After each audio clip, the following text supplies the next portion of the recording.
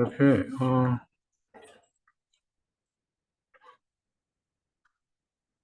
Okay. The reason I didn't post the lab line because the lab line is not part of today's lecture.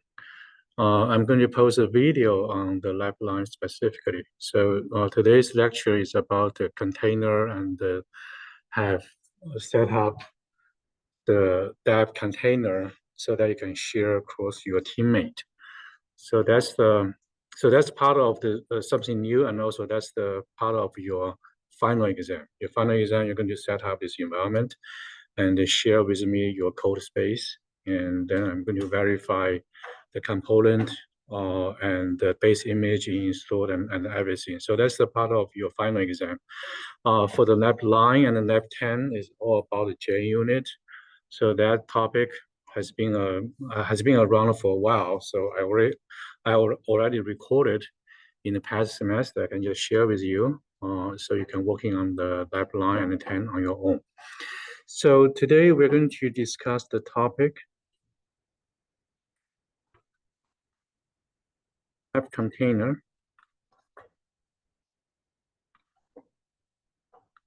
The agenda is first give you the Docker introduction. You may heard about Docker, but you may not have chance to working or use Docker or using Docker in your developing environment.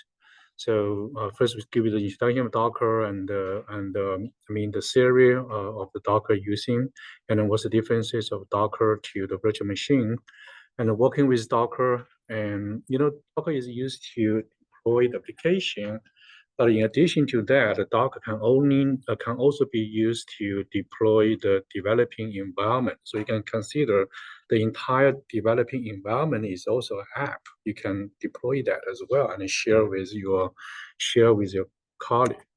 So Docker is a platform that allows developers to develop, deploy, and run applications in containers. And these containers are lightweight, portable, and self-sufficient environment that contain everything needed to run an application, including code, runtime, system tools, system library, and settings. So you can see here, basically the Docker provide, a container that everything you need to run application. So this application can be like something you want to is a final product, or is some service you want to deploy, can also be the developing environment. So what I show you today is actually developing environment and putting a Docker and share among the teams. So the purpose of Docker is to deployment. The idea of sharing is not new. Has been around for many years. Like the Psalms, when they introduced the Java, they have the concept of so-called WORA, is write once and run anywhere. So you can see that the Java program is always run on virtual machine, so that you can run on different operating systems. There's no issue. You just write the code, and then the virtual machine will deploy to it, and then can run everywhere.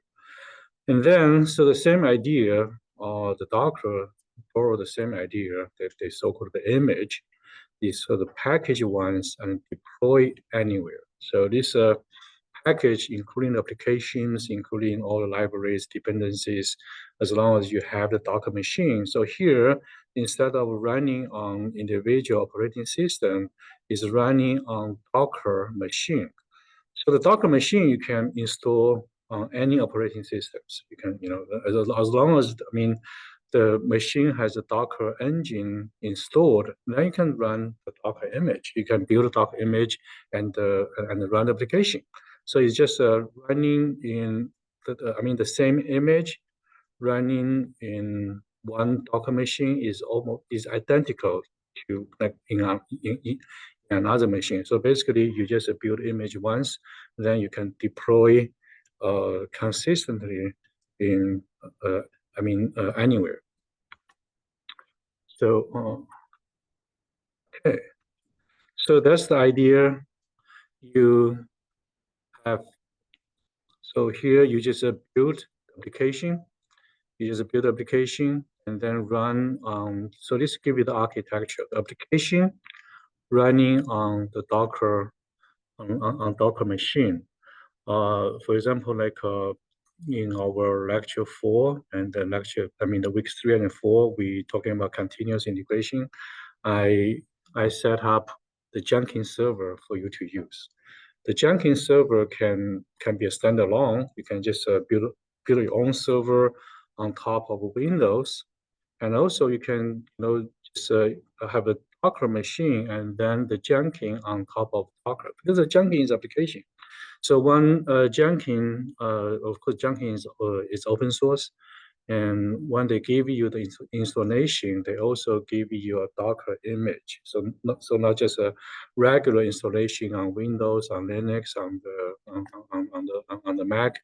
Also provide a Docker image, so you can just build image. You can build the Jenkins on Docker. So you can see that you have different choices when you deploy the application. So Jenkins is like this. So when we're talking about this Jenkins, I'm sorry, talking about the container, the first thing come to your mind is a virtual machine, because they share some basic functionality. So it's very easy to you connect with a virtual machine, but the container is not a virtual machine. So let's use a real world example to explain the differences of virtual machine and a container. So virtual machine you can consider is like a house. So so let's talk about the function of a house. The function of a house is to provide a space for you to live. Okay, so that's the function of the house. And then in order for you to live, then the house should have some basic, some fundamental functions, like as a foundation, has a plumbing, has own electricity, has its own heating and cooling system. So for a house, you need to have all this infrastructure before the house can actually function. And also, even well, you say my life is very simple. I only use my bathroom. Yeah, however, you cannot find a house with like the studio house, just one room contain kitchen, living room, and so it is separate. Even you have a minimal requirement of your living space, you still have the whole system with you. So that's the virtual machine. So you can imagine a virtual machine is like a house, and the container is like an apartment. So each apartment room is a container. So it serves the same purpose, also provide you with the living space. However, in the containers setting, a lot of resources are shared. The apartment building, no matter where you live, which room you are, they share the same foundation. They have the shared plumbing, shared heat and the AC and the electricity. So they have this shared under this infrastructure. And also you can have different choices. Okay, I can have a studio, I can have a 2-bedroom, 1-bedroom, depending on your need. It's very flexible. So you can say, so these are differences. So the both give you function to live, but one is more independent, have the entire system, and the other one is more customized and the shared resources. So that's why we say the container is actually a lightweight of the virtual machine. Okay, so let's look at the structure, Docker, and the virtual machine. So virtual machine is built on it's called a hypervisor. So this one is like a virtual machine monitor. And then on top of that, then you can build different virtual machines. So each virtual machine has its own operating system.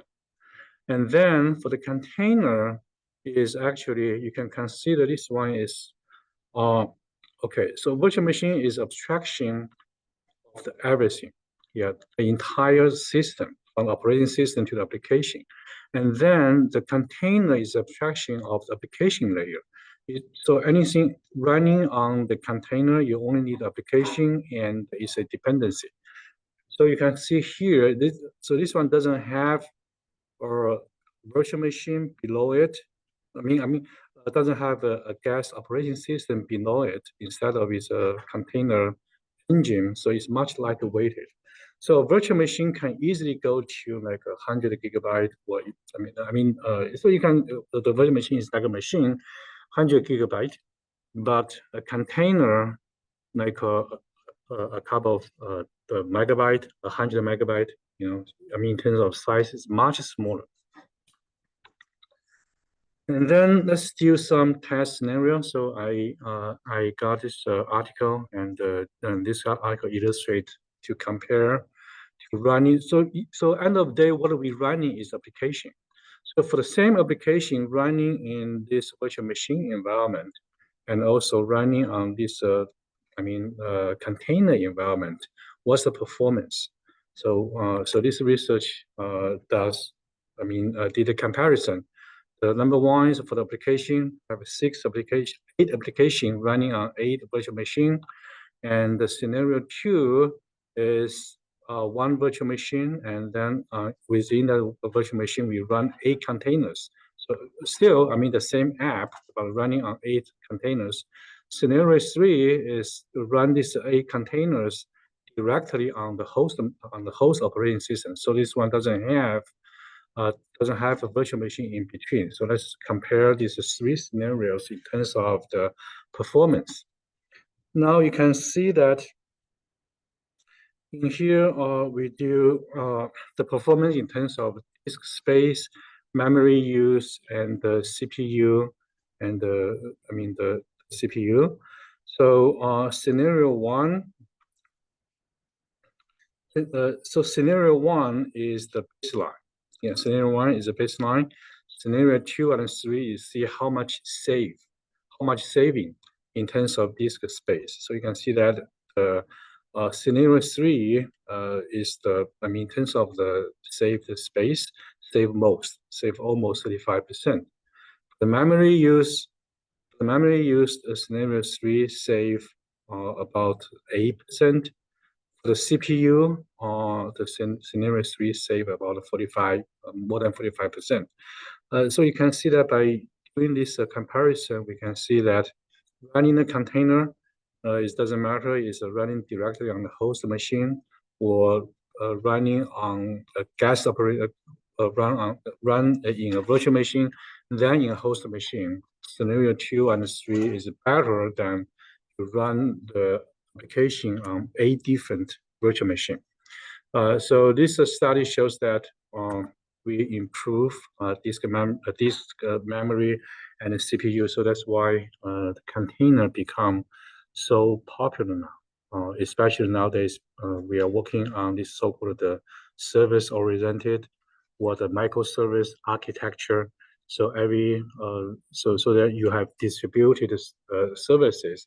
Then how you deploy these services? Are you going to deploy in virtual machine, or you deploy your service on Docker? So the answer is obvious. Deploy to Docker, you can save disk, memory, and CPU. Okay, so this gives you the introduction of the Docker and the differences of Docker and the virtual machine. The next is to work with Docker.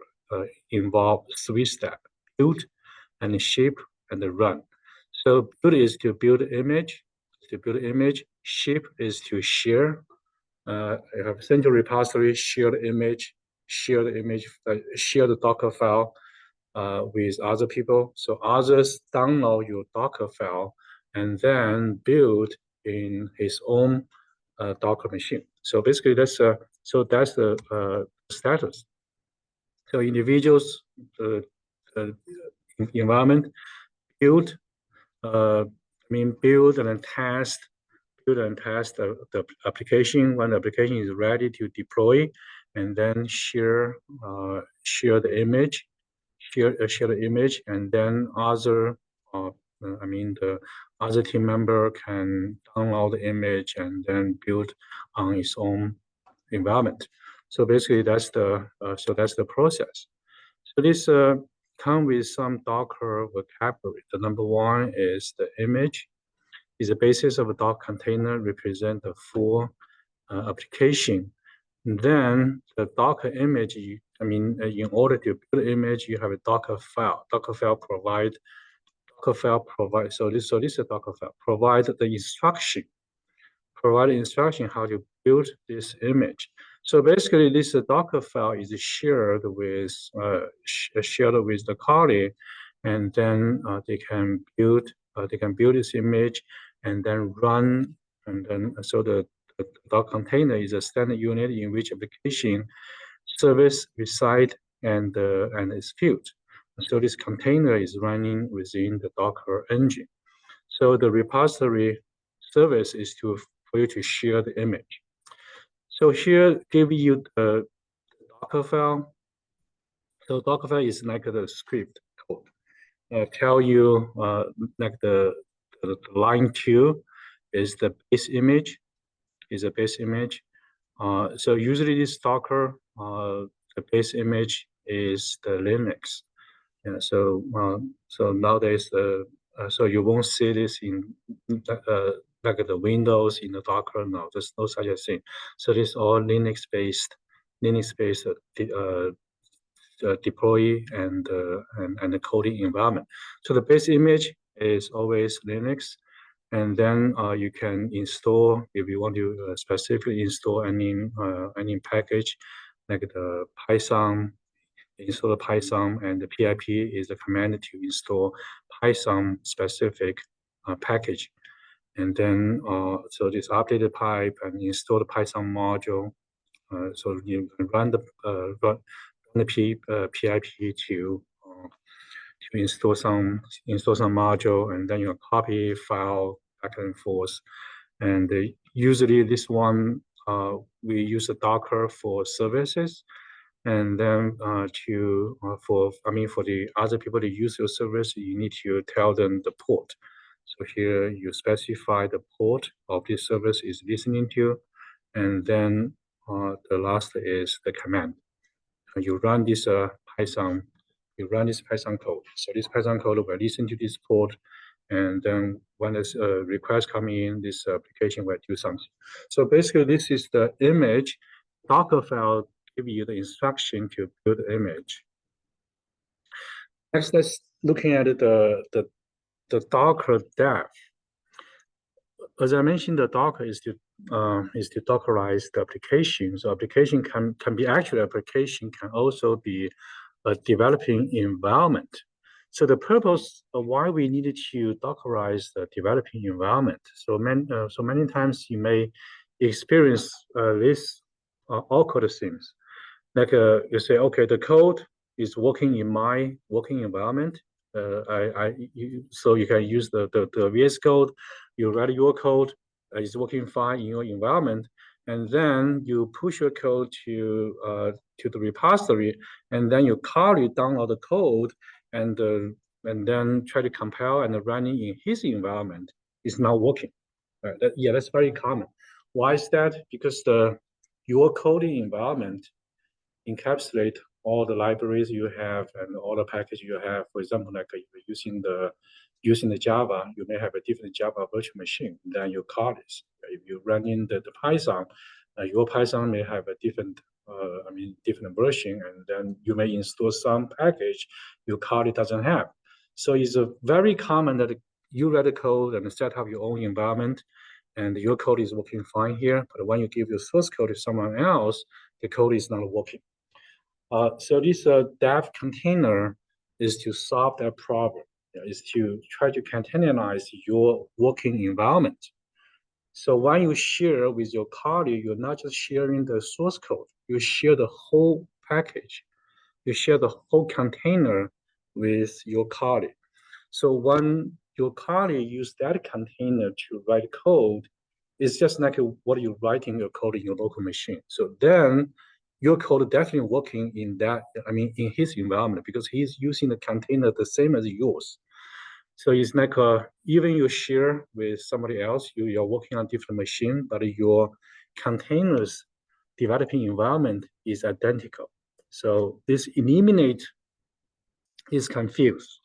So that's why this Docker container, the dev environment is become very popular now. And I hope that when you join a company, if your company is not using this, yeah, you may recommend your team using this technology. Very handy, and I mean, this eliminates a lot of headache. So this give you, in order to do that, of course, you need to first, I mean, the step one is to install Docker and go to this, website to download the Docker. And of course, you need to log in to sign up, and I will skip that part. So this very common, and the Docker have a free version and also has a professional, and I mean upgraded. But for us, for the learning purpose, the free version is enough. So you go to this website, download and install and sign in, and then once you do that,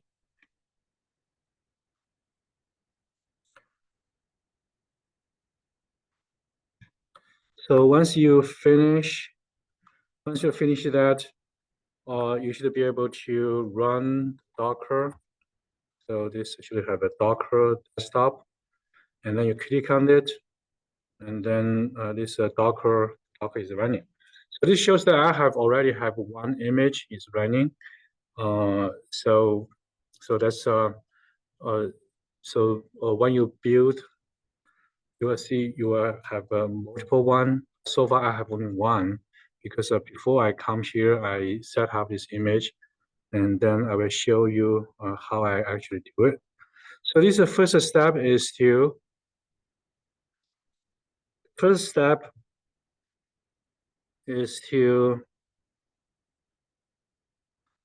install the Docker. The second is to set up your VS Code. Let me go to the code. Let me go to the VS Code.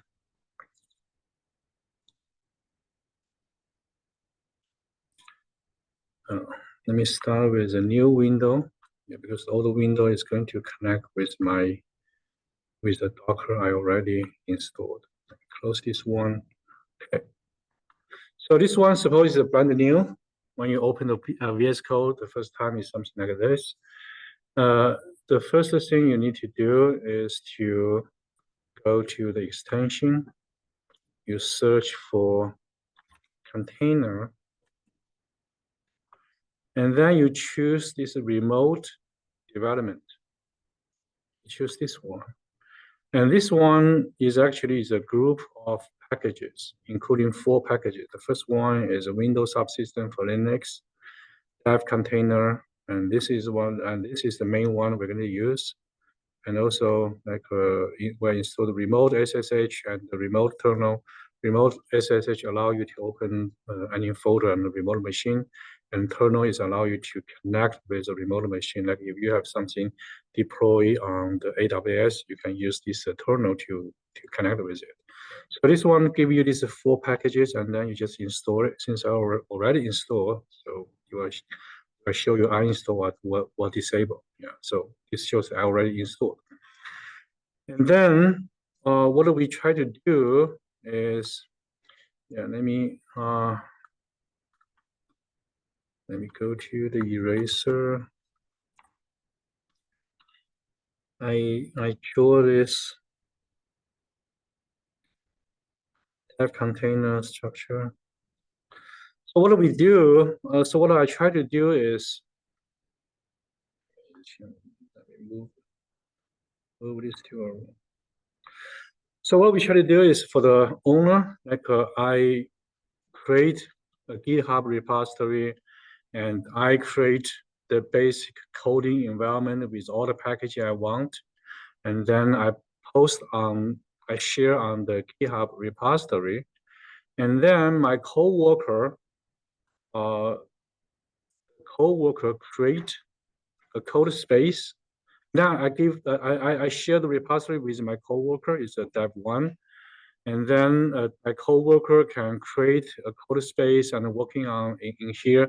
Then this code space and my owner's local local coding environment is identical as long as I share with this GitHub repository, and he created code space from this code space, and my local environment is the same. So this I try to achieve. Create once, share with someone else, and then they will use the same developing environment. So the number one is to create a repository. So let me go to the step one is go to the GitHub. I go to the GitHub, and then I create a new repository. Then you can give a name, like 424 dev container. So it's better to all use the lowercase because it's safe. Because of some package, they're very sensitive to the uppercase or lowercase, and ridiculously like the next package, that framework next.js, when they see this repository name contain the uppercase, and then it's refused to, refused to install. So yeah, that's very ridiculous. So it's better to use the lowercase for the repository name. And then you create a repository here. So now I finish the first step. I create this repository. And then next, I'm going to build the coding environment. So let me go here. You can go to the view and go to the command palette, or use the Control-Shift-P. So this is a place we always go to. So from here, so go here, you choose dev container, and you will see there's a lot of command associated with the dev container. And the one we are going to use is the clone repository in container volume. Since we are using the GitHub as a repository to share the container, we use this. You choose this one, and of course, there's a lot of others. If you want to learn more about it, you can click on this one and to check what it's about. So we're going to use this clone repository in container volume. And then in here, you can just provide the URL. So you can see here, my URL is this. Yeah, my URL is this. You can directly provide in here. Hold on, let me. Okay, we'll click on this one. But the reason I can click on this one is my VS Code is already logged in to the same account as a GitHub. So when I click on this, can just search the repository I have. So I choose the one I just created. So this one will be listed by the date you create. So you choose the first one because that's the one I just created. And I ask you the branch name. So since I'm using the main branch, I don't have to make any choice. So you just leave this one blank and click on any empty space. Now is building the container. Is building the container. So here and this one tell you what they are doing. Now this process is actually will take some time. Let me see. Okay, good. Now next step is for you to choose the base image. So keep in mind that the image is all on the Linux. So there's people already contribute to, because the Linux is open source, people already contributed to this developing environment. They already give you many project-specific base image. So depend on what kind of project you have, then you can choose appropriate base image. So if you don't know what this base image is all about and what package is included, you can always click on this question mark. And then this will go to the document of this base image. And then you can go to the JSON file to look at what package they have. And you can also go to the README and give you more information about this of this base image. So it's better use someone already provide, then you don't have to start from the scratch. So this gives you so many choices. Yeah, so I can say that no matter what kind of coding environment in your mind, in your project, you can find one base image from here. So if you say, okay, I don't know anything, can I start from scratch? That's one choice. I mean, for the learning purpose is to choose default Linux universal. So this one is like the backbone. Yeah, give you the Linux, and then give you the most often used the framework, and then on top of that, then you can build your own stuff. So if you click on the document of this default Linux, you go to the template JSON. Then you can see that this one already installed the Python, Node, JavaScript, TypeScript, C++. I mean, all the popular programming language framework is already there. So you install this base image, you can write your program in this programming language. Okay, so let's choose this one. So this is the base image. And then on top of that, so this one is like you have your base image give you the basic package, and then you can choose many features. Yeah, of course, you may not familiar with all of these features. It doesn't matter. You just choose nothing, because we can always come back. We can always come back to add a feature, or you can manually add features in a JSON file. So you don't choose anything, just click on OK. Now you can see that this container is going to build this Linux working environment for you. And of course, since this one contains so many packages, in addition to the Linux, contain also so many packages, it's going to take a while. Yeah, it's going to take a while to install. And also during the installation, it may pump up some error message. That's okay. It's very common. But usually it won't affect how you use this container. Just click on it. It says successfully installed. Now I can do some testing. What is included? It says include. It says install the Python, Node, so many PHP and Go. Yeah, install so many packages. Then let's verify it. So you can open a bash.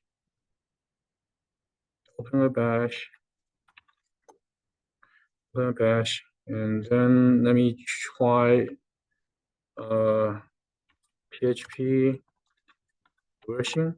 Yeah, install the PHP, the version 4.2. Let me see, it says install Node. What's the Node version?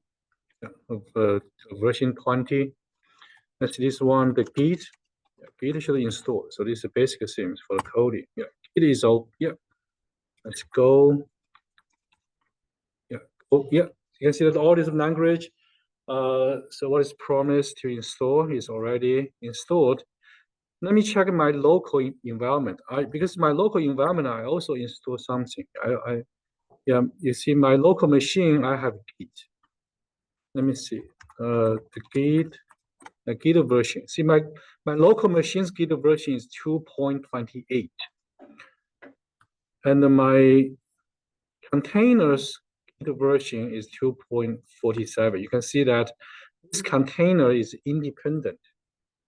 It's independent to my local machine. Yeah, so which means when I'm working on this coding environment, I share with someone else. We all have the same setting. This one has Node, but my local machine, I don't think I install Node.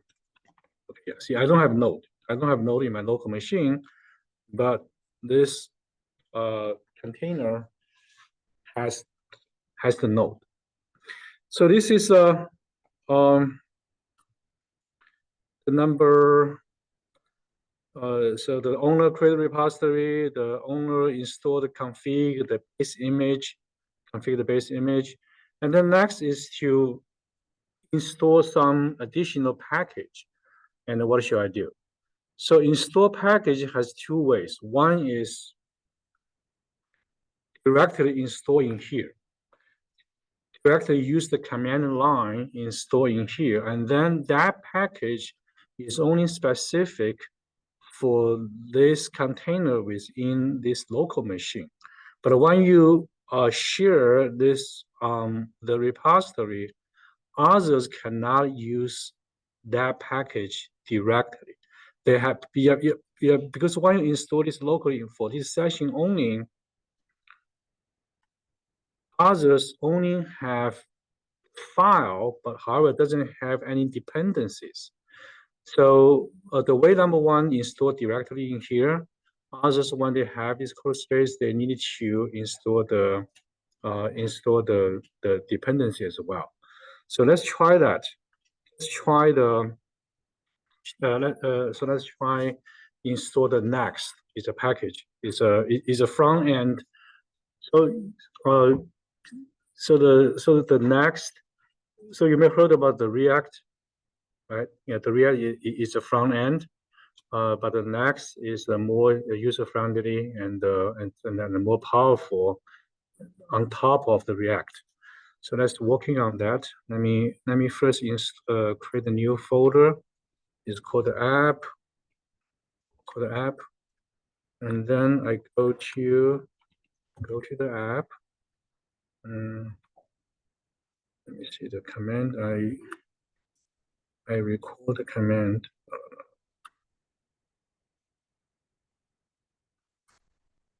Oh, where I can. Okay, let me open the notepad. Yeah, I document some commands. So this is a command to install the next. So let's go here, install it, run this command, npx create the next latest version. Let me run this one, install this package. Let's say yes.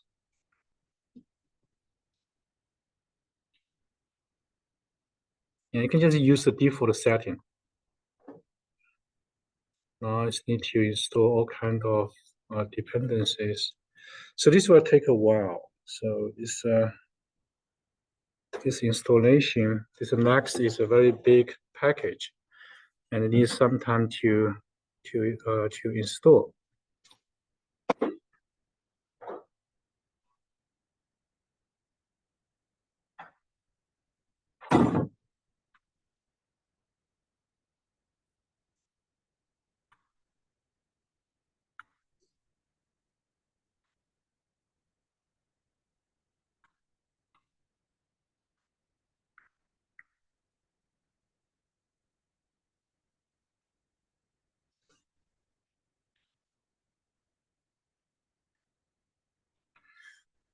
Okay, yeah, this installation will take some time. This is a big package. Okay, so where is install this package? Let's looking at the JSON file. So you can see that it's a JSON file. Give you the name of this image and then tell you where to get this basic image. So you can always go to this website to look at its base image.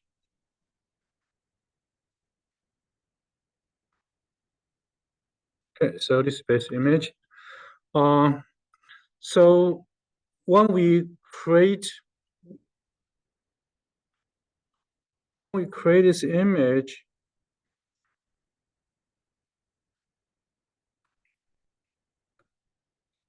we can either define the image in this JSON file. There's another, so if you go to this website, you can see that it's actually more recommended using the Docker file, Docker file is a great way to extend image. So by using a Docker file, you can also build from this base image, and then you can install any additional package you want, including the next, we're talking about. Or if you want to install since this one already have the Python, and you want to install the Django. The Django is a backend for the Python. If you want to install that package, you can do in here. So let's use. Now I'm trying the first. The first method, just install directly, and then I'm showing you how to use the Docker file. The alternative way, a more general way to do it. The more general way to do it is first we're going to create this Docker file. So here in this Docker app container, you create a new file, and this new file is called Docker file.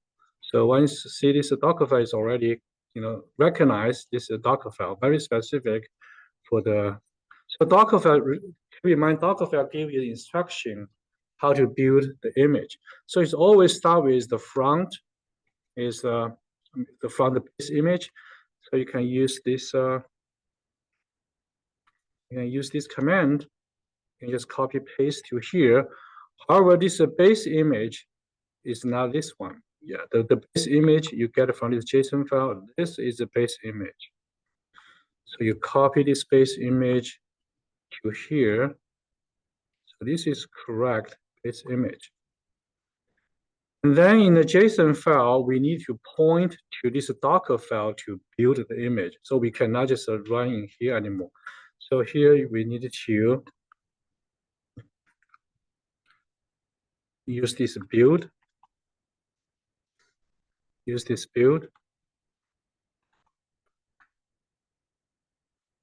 And then this image, we're going to comment out.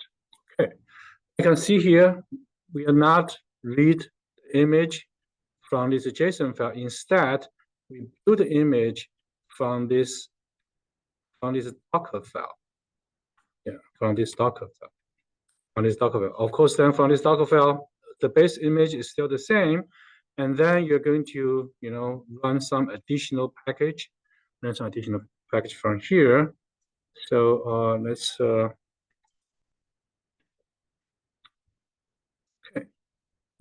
Yeah. So if I don't do anything, just add all the update, and then this will be just identical to run the JSON file. Now we are doing here. Okay. Oh yeah. Now it's done. Now the terminal is done. Yeah. Okay. This next has been installed. Yeah. Let's test this next package. Let's see how it does. We go to this app. Let me see. First, let's looking at the README file. To run the next, we need to run this command. Is run dev. So you can see here the run dev is. Remember when we discussed this software process. Remember we discussed this large company, how they develop the software. So the software deploy to a staging environment. So or deploy to the developing environment, or deploy to the production environment. So you can see that for any software, they have this different kind of deployment. So this one is showing you that how to deploy to the developing environment. Okay. So in this developing environment, I'm going to test it. Then it's asking me to run this service, you want to view on a browser or just a preview in the editor. So I'm saying I'm preview in the editor. So this one is actually going to localhost 3000. This one will open this local port for me. And let me do it. Okay. Now this is a next homepage. You can do a lot of coding here. Of course, you know, the Next is a quite complicated framework and has its own command and how to set up. So basically, this one, if you set up successfully, you will see this the Next JS is here. If you want to make change to the content, make change to here. Let's do some. Yeah, let me add my name here. I say here, I say Tom. Yeah, Tom get started. So here you can see that the get started doesn't have Tom. So here, if I save it, and then I refresh it, now you can see the Tom is added. Yeah, the Tom is added. So this is how, I mean, locally, how I working on this package. Then here is where you are in, you're working locally fine. And then next, how I share with my colleague. So you may already notice in here already have some, when you install this new package Next, already generate 22 different kind of new file. So you need to commit, right? Yeah, you need to commit. So let me say installed Next. I commit. What? The two on okay, save all and commit change. Save all. Oh, there's some error. Oh, I see. I see what's wrong. Okay, let me because this one this is the so this one is considered as a new environment. Remember when you use a Git at the first time, you need to enter your your email and your name, right? So so since this one is a brand new environment, you need to do that. So if you go to the add Git, for example, commit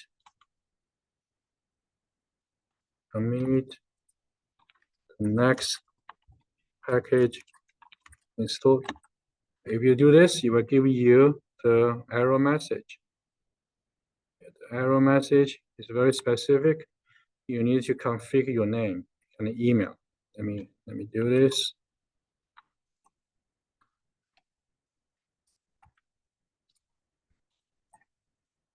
Okay, configure my name, my email, my name. Okay, now I run the git command. The git commit. Okay, now it's committed.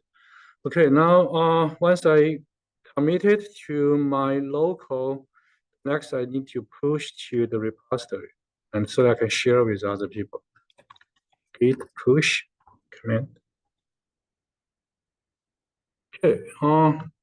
So if I go to my repository, my repository before I do that is empty.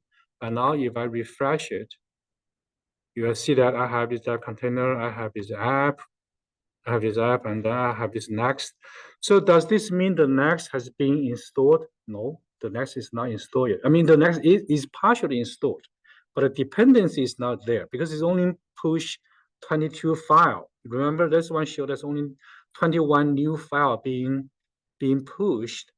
But think about the Next package is not just 21 file. It has so many. So why the installation taking so long? Because it has so many dependency being installed behind. So it's not just 21 file, but here has only 21 file. Of course, it's not going to run.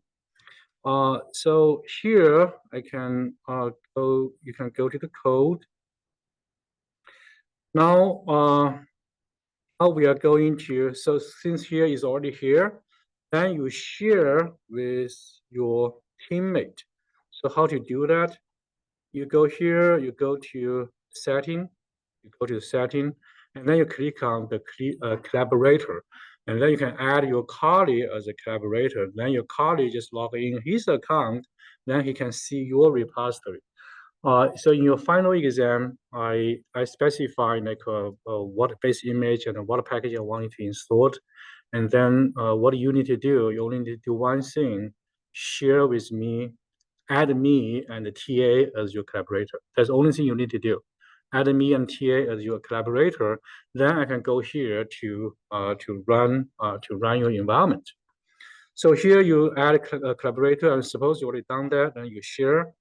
And then now I'm playing a role. Now I'm playing a role as the developer. So here I let me close something. Yeah. So here let me go to the code. Suppose now I'm a collaborator. I log in into the account. Then you go to the code. So you can download the whole thing locally so that you can working on your own laptop. So that's one option. Most people do that way because when you download your local, then you have a multiple screen and very easy for you to do the coding. So most people will do the local. Another choice is the code space. Remember in the when we're working on the lab 2 and 3, I use the code space. You ask me how I do it.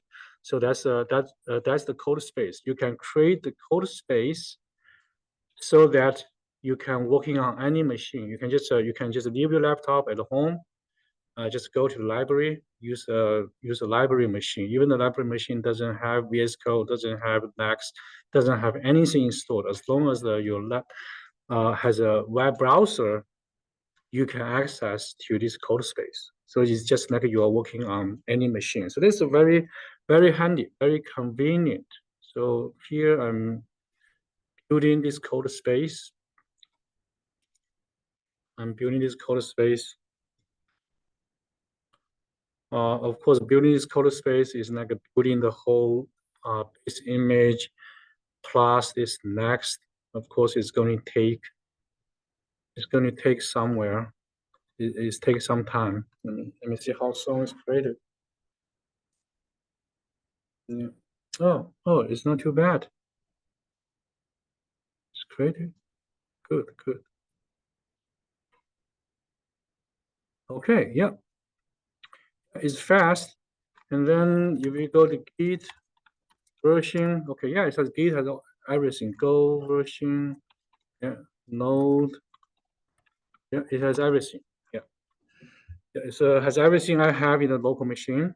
Then if I go to the app, can I run the app directly? Answer is no. Can I just can I run the next? Answer is no. As I mentioned, you need you can try it. You run this app because this one is installed specifically on my local session. My local session not only has the 21 file, also the dependencies all included in here, but not in this code space. So the code space, you need to run install. So this one will install all the dependencies for you. After that, yeah, of course, this dependency is going to take some time. Yeah, we're going to take some time to install. But once it's installed, this one will be identical to what you have in here. Then whatever you make change in here, you push, and then here you just pull, you can synchronize. Similarly, whatever you make change in here, you push, and then you pull in here will be synchronized. So this, okay. Now if I run npm run dev, it should run. Yeah, open in browser. Okay, so this also shows that Okay, so it says that Tom got so you can see this one synchronized. Now my F1 create a code space and then install all the dependency, and then the code of owner and the dev, they are both synchronized. So let's try the scenario one is owner make change and also we actually try this one. Yeah, the owner make change and push to GitHub and dev one pull from the code space, and owner and dev one should synchronize. Scenario two is your teammate dev one make change. So you can go here, you go to this code space, and you make change. You make change. For example, you say, where is it?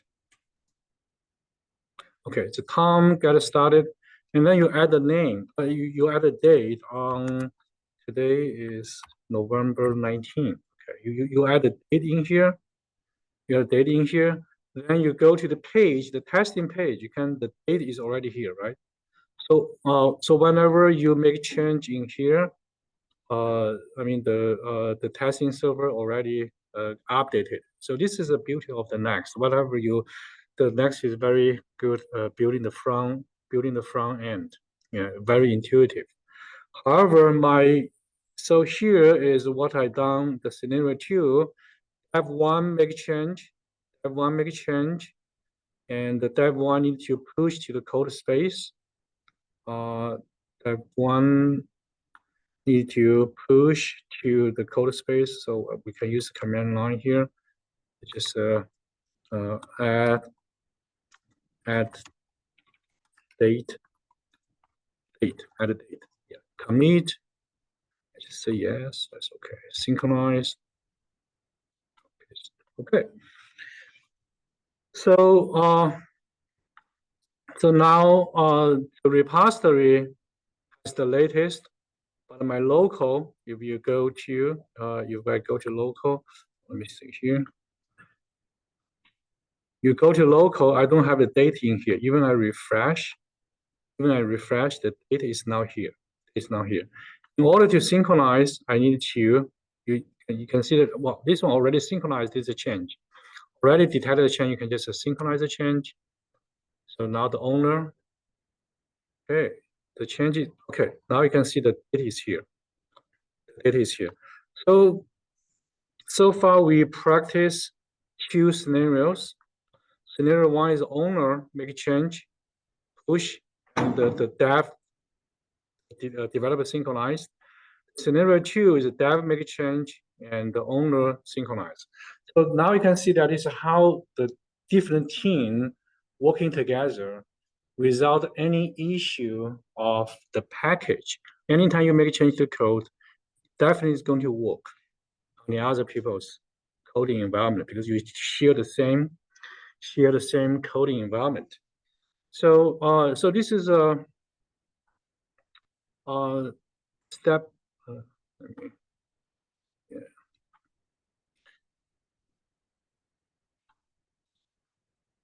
So I demonstrated how to install the Next directly in the host machine's session.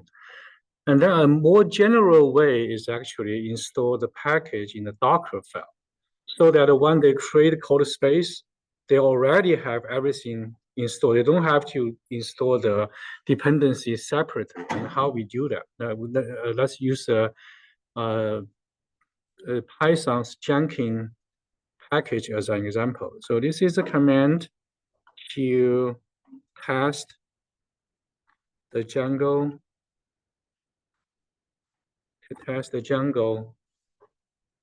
version. Of course, now I don't have the Django. So in order to install the Django, I need to run this command because this is Python. I need to use the PIP. If it's a Java package, use npm or npx. So here.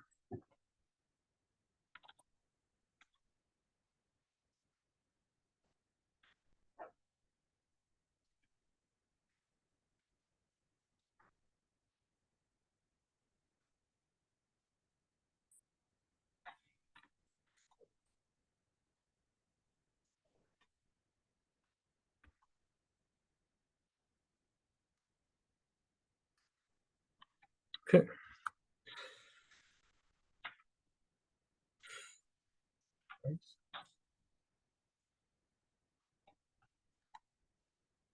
Let's have this issue.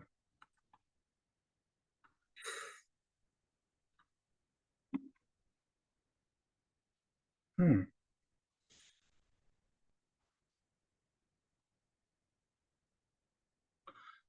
Okay, let's save it. Let's do save it. And so since I changed the Docker file, in order for the Django to take effect, I needed to. You can go to this command. It's a rebuild container. Rebuild container. So it's going to follow this Docker file to install the Django. So let's do it. You choose this rebuild container to see what happened.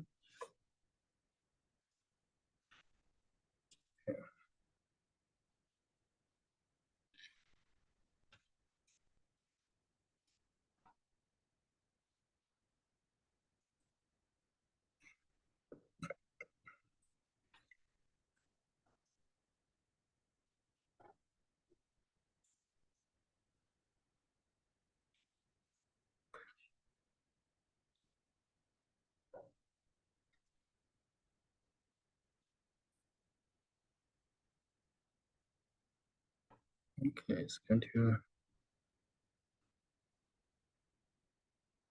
Yeah, there's still a lot of things behind the screen. I show this log showing that saying that it's not stuck. Something is misstuck. At least it's showing that it's working on it. A lot of things needed to download. So rebuild the container is showing that it's going to rebuild the base image and then check the update and then build and then install the junking.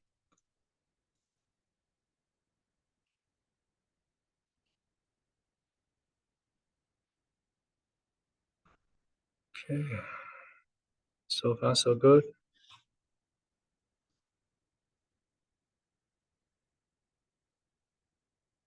Okay, done. Good. Yeah, successfully. And don't do that. Go to the bash. And then now let me run this command again to check the Django. So yeah, the Django is installed. So whenever you make a change, you want to have a new package, you can just keep adding to the Docker file, and then you can build a new container. And then since you make change to your local image, what happened to the code space? So the code space needs also to go to the rebuild. So far, you can see that code space, your code space, of course, doesn't have the Django. Then you need close this one, and refresh. So for this code space, you can stop it. Stop code space.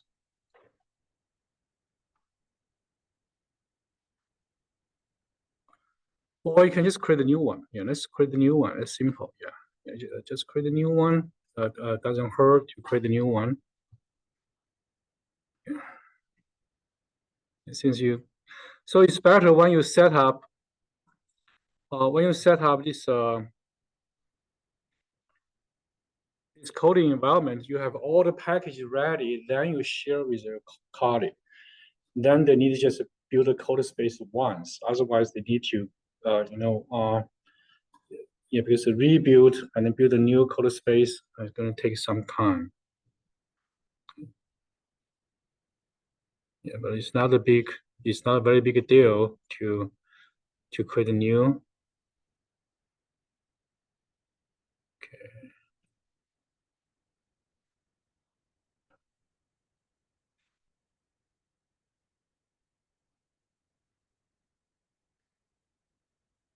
Okay, yeah, it's on.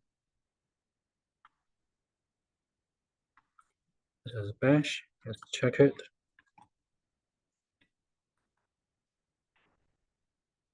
Okay, yeah. See, oh,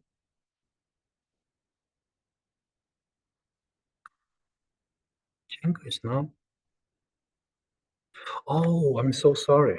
Yeah, I didn't. Yeah, I didn't push. Remember, I make a change to the Docker file, but I didn't push. So this, you can see this Docker file is still old Docker file. Yeah, still old Docker file. That's why even you rebuild, it's still the old file. Yeah, I'm so sorry. I need install Django. Yeah, I should do that. I should synchronize. Now I need to rebuild. Yeah, so done. Okay, let me see.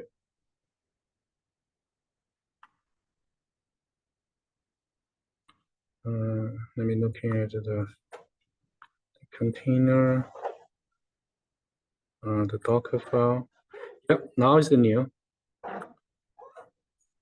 Let me try this one.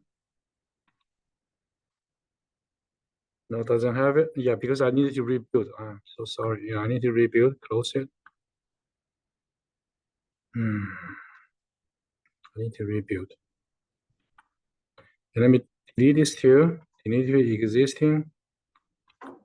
Stop it.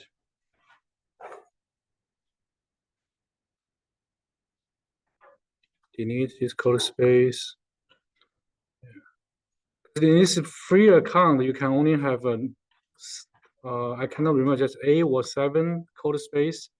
If you have more, they won't allow you to have more. Because this code space, you can see that consume a lot of space. So it only allow you to have 7 or 8. But now let me set up. So this one should have a junk. Yeah. Junk.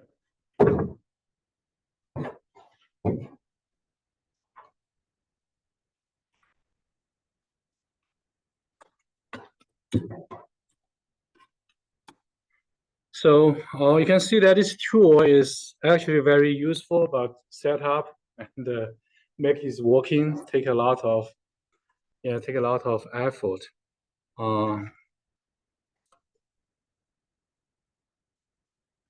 Okay. Let me test it.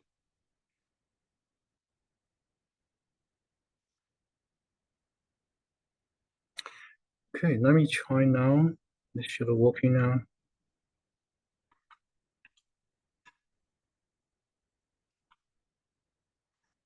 Yeah, now you can see the Django is installed. So basically, this is your final exam will be pretty much like this. I'm going to give you 1 day, for 1 day to set up a similar coding environment. So what you do is to create a repository and then install the base image. Then of course, yeah, you don't. Yeah, I may ask you to install the different package, yeah, other than Next, and then you're going to use the Docker file, using Docker file to install the package. Yeah, to install the package. So here is just a Django, and of course there's a lot of packages I can ask you.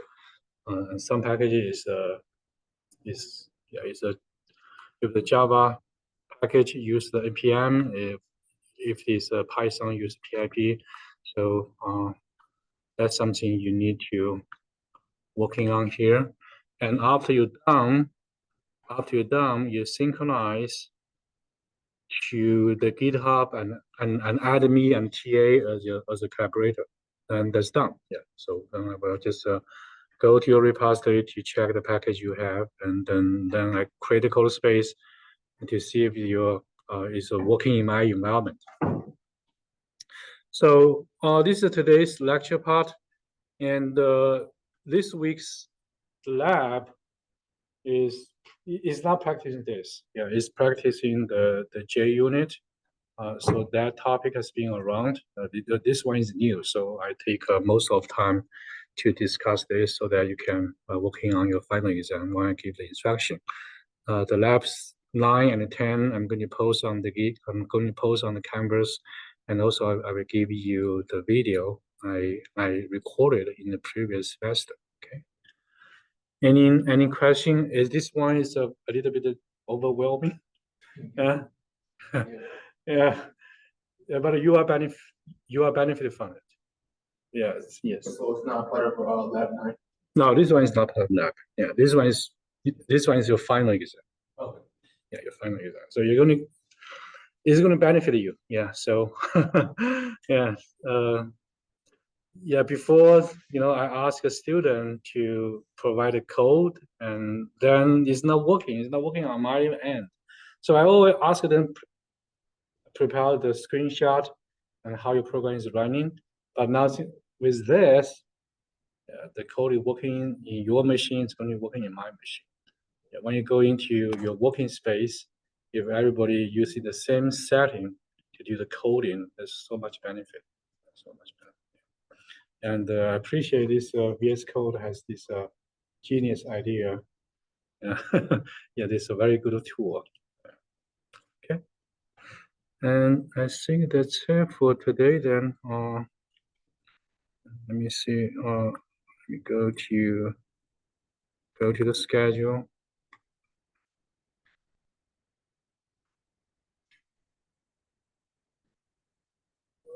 Yeah, this week we discuss unit testing. I will post a video. Next week, the Thanksgiving, there's no class and the lab. And the week after is your 10 project oral. Actually, I gave you the oral instruction, right? I believe I gave you. Our representing. Yeah. Let me go to the Canvas to see that.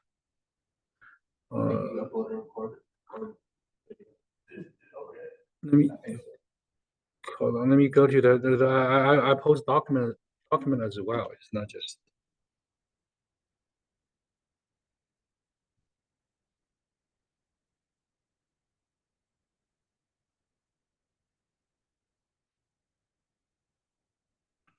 Why is it not working? Oh, my phone is updated. Oh, holy. Yeah,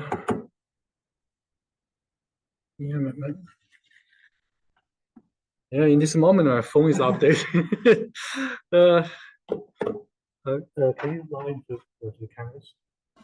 Yeah, I have.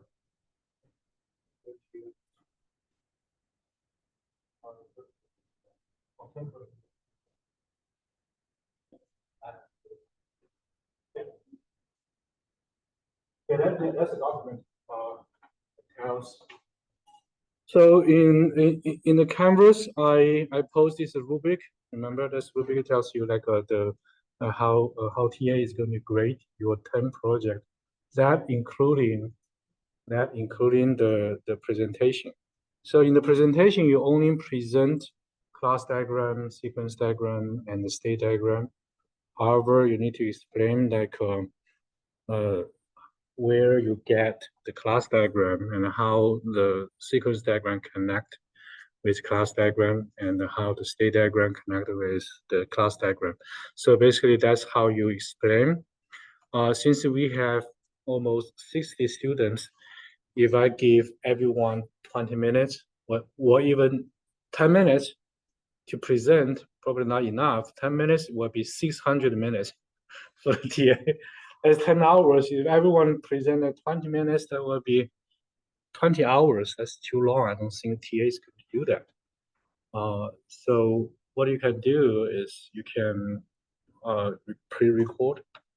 Yeah, pre-record your presentation. But please keep in mind that even you pre-record it, you still need to explain things well. And when you present to TA, if you didn't, if you don't present well, TA may ask you.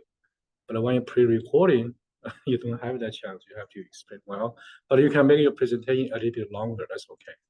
Okay, so it's your choice. I'm going to ask the TA to send out a schedule. You can either present to him for the time slot you and him specified, or you can do the recording. Okay, it's up to you. Okay. So that's for the term project presentation. Any questions so far? Yes. So in lab 7 and 8, we have picked a specific bullet point in the school smart. But for the term project, we have to do for all the bullet points. Yes, because you're 6, 7, and 8, I always ask you just pick one and do and do something. But for the term project, is the whole thing. Yeah, it's the whole thing. But for example, when you're working on a class diagram, from one requirement, you already have some classes, right? Yeah, for example, like you identify 10 classes. And then when you're working on second bullet point of user requirement, you may identify new classes, but some classes already there. Some classes already there. So this is how you back and forth adding more classes. When the number of classes become so many, you cannot fit it into one diagram, then you may create another one. So you can group, when you have so many classes, you can group them, like 10 of them in one diagram, another 10 in another diagram. So you can have this hierarchy, in terms of how you group them. So that's how you gradually adding more stuff into it, and eventually you have the whole thing. Okay, I think that's it for today, and I'll see you during the final exam. Yes. Chapter 9 and 10, I'm going to post a video. Yeah, I'm going to post. So today I'm going to post 2 videos. One is what we discussed today. That's for your final exam. And another video is about the NAP 9 and 10. Okay.